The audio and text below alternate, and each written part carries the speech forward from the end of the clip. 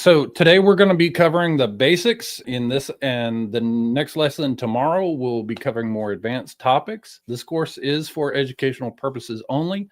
Completing and graduating this doesn't grant you any airdrop, meta allocation, or NFT or anything like that. The education is your reward. Some prerequisites for this course: you're going to need a Solana compatible wallet funded with Sol. We recommend that you have at least one Sol to get started. You should already know how to buy and sell tokens on Jupiter and a very high level understanding of cryptocurrency. We are not financial professionals, so this should not be construed as financial advice. Any investments you make, you do so at your own risk. You should not use any funds that you can't afford to lose. So DYOR-NFA.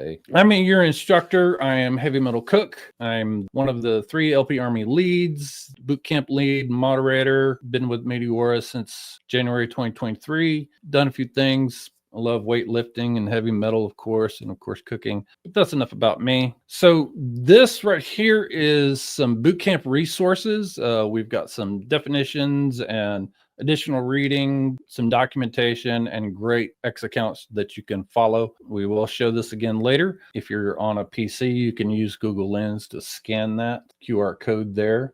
It's not the form, it's just additional bootcamp learning resources for you. Some of these definitions, and I'm not going to go through all of these, but there's some key ones that I want you to be really aware of because they pertain to liquidity providing. Those on the right, you really need to understand TVL. It could be talking about the total assets within a pool. It could be talking about just your liquidity that you provided, but it's like the total value of all these assets, usually represented within US dollars. Volume is that amount of trading over a given period of time, usually in 24 hours in US dollars usually. Volatility is a very key term that you need to understand. It's how much a token moves up and down over a given period of time. Up, down, lots of it, more volume or volatility. This is a great thing. You need to understand market cap. This stuff is in the bootcamp resources. If you're not already familiar with these terms, I'm going to move on. So we're going to talk about what a CLMM is, Concentrated Liquidity Market Maker.